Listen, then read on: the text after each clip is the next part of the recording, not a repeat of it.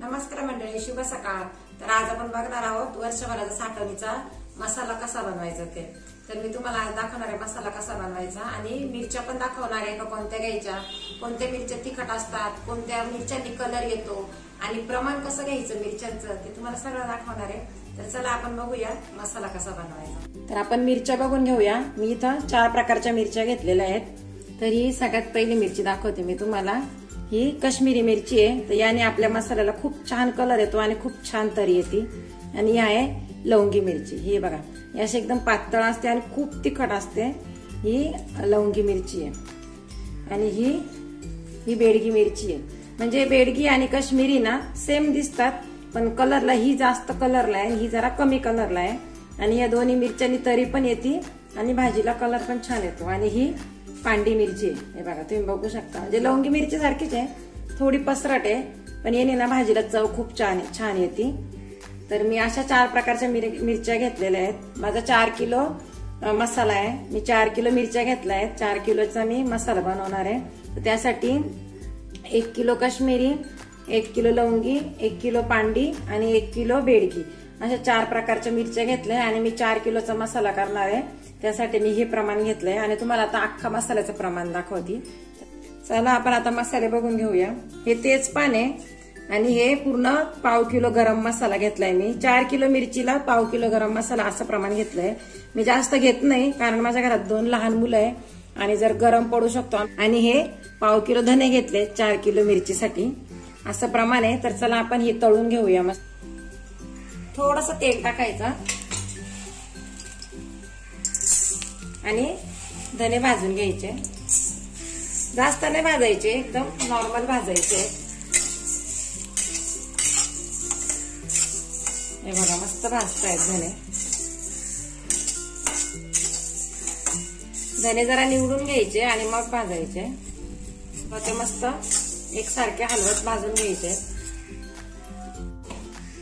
तुम्ही बघू शकता, हे बघा, मी धने सगळे तळून घेतले तेलामध्ये। मस्त बघा, मस्त सोनेरी रंगावर तळले। आता तेल टाकलंय, आता तेजपान तळून घेते आणि अख्खा मसाला पण तळून घेते। तर तुम्ही बघू शकता, मी तेजपान मस्त तळून घेतले तेलात। आता आपण अख्खा मसाला भाजून घेऊ। तेल टाकलंय मी थोडं आणि भाजून घ्यायचं।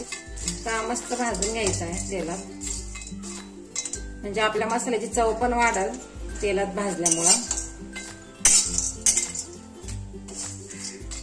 तर चला मी आता सगळा भाजून घेते, मग तुम्हाला दाखवते। तर माझा सगळा अख्खा मसाला मस्त तेलात भाजून झालाय। हे बघा, तेजपान, हा अख्खा मसाला आणि हे धने तुम्ही बघू शकतात। तर आता माझ्या मिरच्या पण झाल्यात निवडून, अख्खा मसाला पण झालाय भाजून। तर मी आता तो गिरणीत दळायला देणार आहे उद्या। दळल्यानंतर मग तुम्हाला दाखवते का मसाला कसा झालाय माझा। तुम्ही बघू शकता, मी आता मसाला दळून आणलेला आहे गिरणीतून। हे बघा, 4 किलोचा आहे। मी डबा नव्हता दिला, असं पिशवीत आणलाय दळून। हे बघा, पिशवीत आणलेला आहे मी प्लॅस्टिकच्या। आणि मी आता त्यातून काढून तो डब्यात ठेवणार आणि डब्यामध्ये सगळीकडे खाली वरती सगळीकडे हिंग टाकणार आणि हिंग ठेवणार। हिंगाने कसं होतं, मसाला खराब होत नाही, आपला बुरशी लागत नाही आणि चांगला राहतो, वर्षभर टिकतो मसाला। वर्षभर चांगला टिकण्यासाठी आपण त्यात हिंगाचे खडे टाकणार आहे आणि डब्यात भरणार आहे पिशवीतून काढून।